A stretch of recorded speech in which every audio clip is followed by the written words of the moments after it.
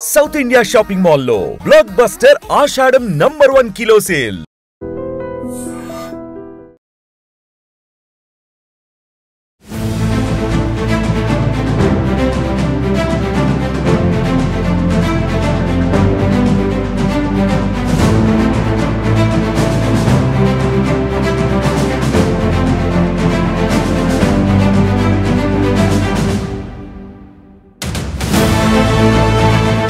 మనతో పాటు స్వాముల వారు ఉన్నారు. ఒక్కసారి మాట్లాడే ప్రయత్నం చేద్దాం. సార్, గతంలో కూడా ఇట్లనే గుళ్ళు గోపురాలు అన్నీ ఉన్నాయి, కానీ ఎప్పుడైనా సరే ఇట్లా గుళ్ళను కూల్చాలి అనేసి అంటే ఇట్లాంటి ఇన్సిడెంట్స్ అయితే చాలా తక్కువనే మనం.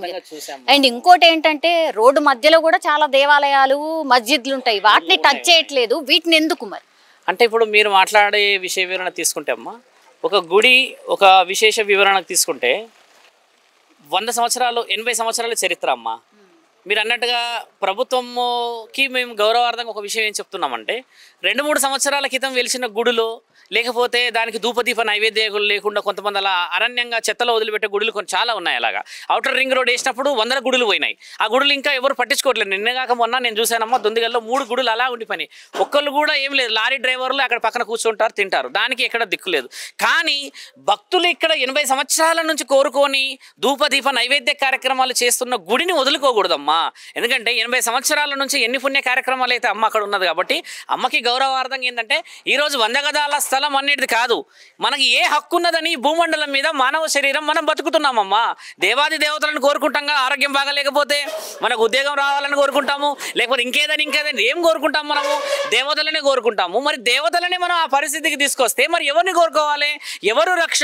ఈరోజు శ్రీహరికోటలో పోయి చూస్తే అక్కడ దేవాది దేవతలు ఉన్నారు. అక్కడ ఎక్కడెక్కడో రాకెట్ లాంచింగ్లు చేస్తే దేవాది దేవతలు అక్కడ ఉన్నారంటే దేవత ఉన్నది కాబట్టే కదా ఈరోజు మనందరం ఈ విధముగా ఐక్యతని, ఐకమత్యాన్ని, సనాతన ధర్మాన్ని అని అడుగుతున్నాం. కాబట్టి మా సాధువులందరం కూడా మేము ఏమని ఆలోచన చేసుకొచ్చాం. ఇందాకే వచ్చింది మాకు, వాళ్ళందరూ కూడా లైవ్లోకి వస్తున్నాం అని చెప్తే ఒక మాట ఏమన్నారు అంటే వాళ్ళు, స్వామి ఇప్పుడు తెలంగాణకి మీరు ఉన్నారు, అక్కడ మాట్లాడుతున్నారు, చేస్తున్నారు కదా, ఇప్పుడు మన అందరం కలిసి చేయాల్సిన పని ఏంటి అంటే నేను ఒక మాట అడిగాను, స్వామి అక్కడ అమ్మవారిని ప్రతిష్టాపన కార్యక్రమాలు చేయాల్సినది ఒకటే మిగిలి ఉన్నది, ప్రభుత్వం నుంచి సానుకూలత తీసుకురావాలంటే సాధువులందరం ఏంటంటే గొడవలు చేసుకొని లాఠీ చార్జీలాగా చేసుకొని ఇలా ఇంత వయసు ఉన్న వాళ్ళందరికీ ఇబ్బందులు అయితే అమ్మ, ఆరోగ్యాలు ఇబ్బంది అవుతాయి. 4 రోజుల నుంచి వర్షం ఉండి ఈ రోజు నిన్ననే కొంచెం ఎండ ఉంది కాబట్టి ఏంటంటే ప్రకృతి కూడా పనులకి సహకరిస్తున్నదన్న ఆలోచనతో గుడిని కాపాడుకోవాలి. పెద్దమ్మ తల్లి యొక్క చరిత్ర 80 సంవత్సరాలమ్మ. అంతెందుకు తల్లి, హైదరాబాద్ సగం ప్రాంతం పెద్దమ్మ తల్లి జూబ్లీహిల్స్ అంటేనే తెలుసు కదా, మహంకాళి ఉజ్జయిని మహంకాళి అంటే తెలుసు కదా. అలా ఈ ఇద్దరి పేర్లతోనే హైదరాబాద్ ఈరోజు సుపరిచితం. నిన్నగాక మొన్న బోనాల పండుగ పెద్దమ్మ తల్లిది అయింది. 4 వారాలు మనం ఎక్కడెక్కడో బోనాలు ఎందుకు చేసామంటే ఇది ప్రపంచ ఖ్యాతిగాంచిన చరిత్ర అమ్మ మన తెలంగాణది. దేవీ దేవతలను ఇక్కడ పూజించినట్టుగా మనం ఎక్కడ పూజించము. ఇక్కడ చూడండి, శ్రావణ శుక్రవారాలు మొదలైతే మనందరం ముత్తైదులందరూ వాయినాలు ఇవ్వడానికి సిద్ధమవుతున్నారమ్మా. ఎందరో ఛానళ్ళలో వెయిటింగ్ చేస్తున్నారు, స్వామి శ్రావణ మాసం వచ్చింది, ఏం చేయాలి, ఎలా పోవాలి, మనం అందరూ కొన్ని సూచనలు ఇవ్వాలంటే 4 రోజుల నుంచి నేను అన్న మాట ఏంటంటే, ఒక మహాముత్తైదు పెద్దమ్మ తల్లికే ఈ రోజు పరిస్థితి ఏర్పడితే మరి మిగతా ముత్తైదులందరికీ ఏం వాయినాన్ని ఇవ్వాలి? కాబట్టి స్త్రీశక్తి చాలా గొప్పదమ్మా, పరాశక్తి చాలా గొప్పది, ఆది పరాశక్తి చాలా గొప్పది. కాబట్టి పెద్దమ్మ తల్లికి న్యాయం జరిగేంత వరకు మనందరం కూడా సానుకూలంగా ప్రభుత్వాన్ని ఖచ్చితంగా అడిగి తెలుసుకోవాలి. వానర సేనకు సంబంధించిన కొందరు సాములు ఈరోజు అక్కడ లెటర్ పెట్టారు, నిన్న కూడా చాలామంది లెటర్లు పెట్టారు. కాబట్టి ప్రభుత్వం ఖచ్చితంగా అమ్మ వాళ్ళందరినీ నిర్ణయాలుగా బలంగా తీసుకొని ఇక్కడ ఉన్న ఈ నమ్మకాలన్నీ గెలిపిస్తుంది. నేను ఎక్కడో మనిషిని ఇక్కడ దాకా ఎందుకు వచ్చానంటే, అమ్మ పెద్దమ్మ అందరికీ అమ్మే. ఇప్పుడు మీరు మాకు అమ్మే, అక్కడ చూస్తున్న వాళ్ళందరూ మనకు అమ్మే. కాబట్టి మన ఆడబిడ్డకి అవమానం అనేది మనం తట్టుకోలేము. ఈరోజు మనందరం ఐక్యం కావాలి. సాధువులందరూ కూడా ఏమన్నారు, గుడి ఖచ్చితంగా రావాలి, గుడికి సంబంధించిన విషయంలో మనందరం ప్రభుత్వం నుంచి అన్ని లెటర్లు పెడదామంటే మేమంతా చాలా అఫీషియల్గానే వెళ్ళాం. ఎందుకంటమ్మా గొడవ చేస్తే వచ్చేది కాదు, ప్రభుత్వానికి కూడా మనందరూ బాధలు తెలిసేలా చేసుకోవాలి. ప్రభుత్వం చేతిలో ఎన్నో పనులు ఉంటాయి కాబట్టి 100 గజాల స్థలం ఇవ్వలే మా తల్లి, లక్షల కోట్ల ఎకరాలు ఎన్నెన్నో ఎక్కడో మునిగిపోయి ఉన్నాయమ్మా. 100 గజాల స్థలం ఇస్తే ఆ జగన్మాతకి ఎంత ఆనందము. తద్వారా నేనైతే నమ్మనమ్మా అమ్మ ఇక్కడ లేదు అని అంటే. 80 సంవత్సరాల నుంచి అమ్మ ఉండబట్టే కదా ఈ రోజున ఈ ప్రాంతానికి ఇంత విలువ వచ్చింది. అలా కాదని చెప్పమనండి, ఒక భక్తుని చెప్పమనండి. ఎక్కడెక్కడో గ్రామ దేవతలు ఎందుకు పూజిస్తాం? కళ్ళు సాగ వస్తారు, బెల్లం సాగ వస్తారు, యాటలు వస్తారంటే ఎన్ని కార్యక్రమాలు వాళ్ళు చేస్తే మనం ఈరోజు అమ్మలను మొక్కుతామమ్మా. పెద్దమ్మ తల్లికి కూడా గౌరవం ఇవ్వాలి. అమ్మకే మనం విలువ ఇవ్వకపోతే ఆ అమ్మ మనకి అన్ని విషయ వివరాలు తెలిసేలా చేస్తుంది. కాబట్టి జగన్మాతను కాపాడుకోవాలి. కారణ జన్ములందరూ చాలా మంది ముందుకు వస్తున్నారు. ఇక్కడ ఉన్న ప్రాంతవాసులందరూ సుభిక్షంగా, సౌష్ఠవంగా, ఆరోగ్యాలుగా ఉండాలి. నేను అనే మాట కూడా మరోసారి చెప్తున్నాము ఛానల్ ద్వారా కూడా. అమ్మని ఏ రోజైతే ప్రభుత్వ అధికారులు మనకి న్యాయపరంగా అప్పచెప్తారో, అప్పచెప్పిన రోజు మంచి రోజు చూసి 111 మందికి ముత్తైదులకి వాయినం కాళ్ళకి పసుపులు పెట్టి వాళ్ళకి గౌరవంగా నెత్తిలో పువ్వులు పెట్టేసి వాళ్ళ ద్వారా అమ్మకి అభిషేకం ఒకటి చేయించాలి. తర్వాత 1000 బోనాలు ఆ అమ్మకి తీసుకొచ్చి ఇచ్చి సమర్పిస్తే కానీ అమ్మ శాంతించదు. ఎందుకంటే శ్రావణ మాసంలో అమ్మకి అగౌరవం జరిగింది కాబట్టి అమ్మ కోరుకునేది, ఆడపిల్లలు కోరుకునేది ఒక చిన్న వాయినమే. కాబట్టి ఆ వాయినం నా తండ్రి పరమశివుడి ద్వారా, జగన్మాత పార్వతి ద్వారా అమ్మల కన్నా అమ్మ పెద్దమ్మ తల్లికి న్యాయం జరగాలని చెప్పి మా ఆలోచన తల్లి. ఇది బంజారా హిల్స్లో ఉన్నటువంటి ఒక ప్రైమ్ ఏరియా అనుకోవచ్చు. ఒక్కసారి అక్కడ చూడండి, this land belongs to government of Telangana. ఇందులోనే పెద్దమ్మ గుడి ఉండింది. పెద్దమ్మ గుడిని కూల్చే ప్రయత్నం చేశారు. ఇది యాక్చువల్లీ 12 ఎకరాల భూమి. అందులో కేవలం ఒక 100 నుంచి 200 గజాల వరకు మాత్రమే గుడి ఉండింది. దాన్ని టచ్ చేయాల్సిన అవసరం ఏముంది? 12 ఎకరాలల్లా గంత భూమి ఇస్తే అమ్మవారికి ఏం పోయింది అనేది కూడా చాలా మంది క్వశ్చన్ చేస్తున్న పరిస్థితి కనిపిస్తోంది. మనతో పాటు మల్కాజ్గిరి కార్పొరేటర్ గారు ఉన్నారు. అండ్ యూ కెన్ సీ 3 రోజుల క్రితం అయింది కానీ పోలీస్ వ్యవస్థ ఇక్కడ టోటల్గా ఇక్కడే ఉంది. ఎందుకంటే చాలా మంది వస్తున్నారు, వాళ్ళ అభిప్రాయాన్ని చెప్పుకుంటూ పోతున్నారు కాబట్టి కొంత సెక్యూరిటీ వైజ్గా కూడా పోలీసులను మనం చూడొచ్చు. ఒకసారి మాట్లాడే ప్రయత్నం చేద్దాం. ఏం సార్ ప్రధాన డిమాండ్ ఏంది? ఏం లేదు, ఇప్పుడు ఆల్రెడీ 70 సంవత్సరాలుగా ఉన్నటువంటి ఒక గుడి, దీని యాదవ సమాజానికి సంబంధించినటువంటి కొంతమంది కుల పెద్దలు ఈ టెంపుల్ని గత ఎన్నో సంవత్సరాలుగా లాభాపేక్ష లేకుండా నిస్వార్థంగా వాళ్ళే డబ్బులు పెట్టుకొని నడిపిస్తున్నటువంటి ఒక గుడిని, ఓకే, ఈ గుడిని సడన్గా కూలగొట్టాల్సిన అవసరం ఏమొచ్చింది అంటే, వెనకటి కాలంలో ఔరంగజేబు ఉంటుండే. వెనకటి కాలంలో ఔరంగజేబు, గజనీ, గోరీలు ఏ విధంగా అయితే భారతదేశం మీద దాడి చేసి గుళ్ళు కూలగొడుతున్నారో, అదేవిధంగా ఈరోజు తెలంగాణ రాష్ట్రంలో కాంగ్రెస్ పార్టీ ప్రభుత్వం వచ్చిన తర్వాత కూడా ఈ విధంగా గుళ్ళు కూలగొడుతున్నారు.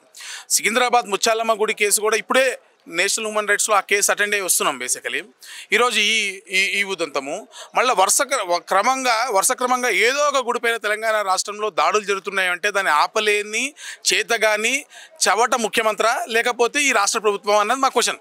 ఇక్కడ ఈ ప్రభుత్వం ఇప్పుడు ఈ ప్రభుత్వ భూమి అయినప్పుడు ఎన్నో ప్రభుత్వములు వేలమేస్తున్నారు. మరి దీంట్లో ఒక 500 గజాల రూపాయలు మీకు ప్రభుత్వ ధర ఏదైతే మార్కెట్ ధర ఉంటుందో దాన్ని కట్టి మేమే కొనుక్కుంటామని చెప్పి మా స్థానికంగా ఉన్నటువంటి చింతల రామచంద్రరెడ్డి గారు క్లియర్గా చెప్తున్నారు. మేము కొని మేము ఆ ట్రస్ట్కి అప్పగిస్తాం ఈ భూమిని, మీరు నిజంగా ప్రభుత్వ భూమి అనుకుంటే అమ్మండి, వాటి ట్రస్ట్కి ఇవ్వండి, గుడి కోసం ఇవ్వండి, మేము డబ్బులు పే చేస్తాము. ఆ గుడి కట్టడం మా హక్కు. ఈ భారతదేశంలో ప్రభుత్వ భూమిలో ప్రభుత్వానికి అధినేత అయినటువంటి అమ్మవారి గుడి కట్టడానికి వీళ్ళకి వచ్చినటువంటి ఇబ్బంది ఏంటి? ఈ 12 ఎకరాల భూమిని కాపాడండి, దానిపైన ఏదైనా ప్రభుత్వానికి సంబంధించిన కార్యక్రమాలు చేయండి, దీంట్లో 500 గజాలను మేము కొనుక్కుంటాం, దాని గుడి కోసము మీరు కేటాయించండి అని చెప్తే ఈ రాష్ట్ర ప్రభుత్వం కానివ్వండి, స్థానికంగా ఉన్నటువంటి మేయర్ గారు కానివ్వండి, ఇక్కడ ఉన్నటువంటి ఎండోన్మెంట్ మినిస్టర్ కానివ్వండి, ఈ రాష్ట్రంలో ఎందుకు స్పందించట్లేదు? అంటే శ్రీరాముడి జననాన్ని కూడా ప్రశ్నిస్తూ సుప్రీంకోర్టులో అఫిడవిట్ వేసినటువంటి కాంగ్రెస్ పార్టీ అనాదిగా హిందువులపైన విషం చిమ్మడమే ఏకైక లక్ష్యంగా హిందువులపైన దాడి చేస్తుంది అనడానికి ఇది ఒక ప్రత్యక్ష నిదర్శనం. మీరు లోపలికి వెళ్ళి చూసిర్రా? ఏముంది? ఉన్న గుడిని పూర్తిగా నేలమట్టం చేసినటువంటి పరిస్థితి ఉంది. నాకు ఒక విషయం అర్థమండి, అక్కడ ఒక మొత్తం ఓపెన్ ప్లేస్లో గుడిని కూలగొట్టిర్రు. దాన్ని పోయి చూడడానికి ఎందుకు నిరాకరిస్తున్నారు? పోలీస్ ప్రభుత్వం ఇక్కడ ఆపి ఎందుకు పెద్దగా ఇక్కడ అంత హంగామా చేయాల్సిన అవసరం ఉంది? పోయి గుడి చూసుకొని వస్తారు అంతే.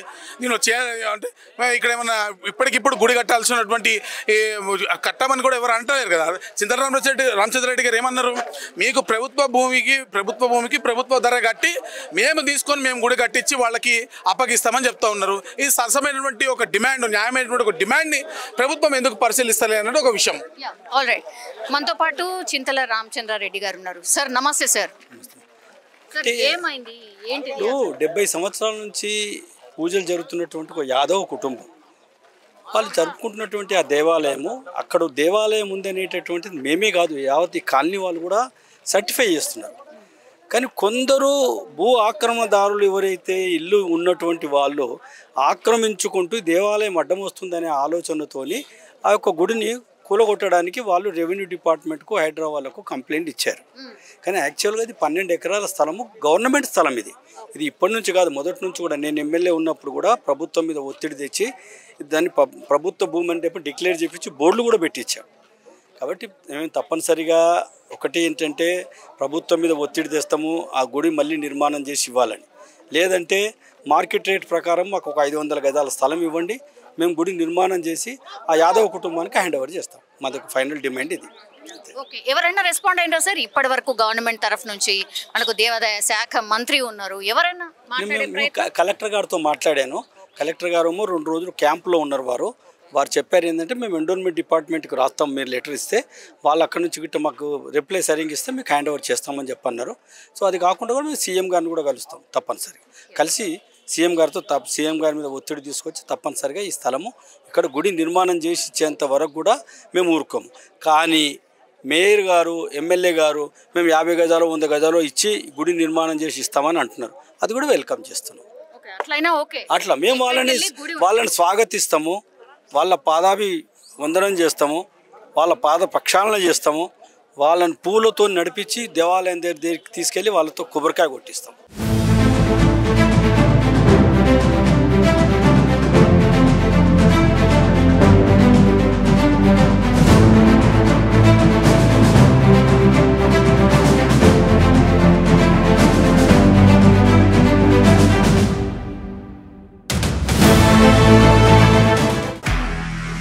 నిజంగా ప్రస్తుతం ఉన్నటువంటి సమాజం దేనికి ప్రయారిటీ ఇస్తుంది? ఆర్థిక సంబంధాల చుట్టూ మాత్రమే తిరుగుతుంది.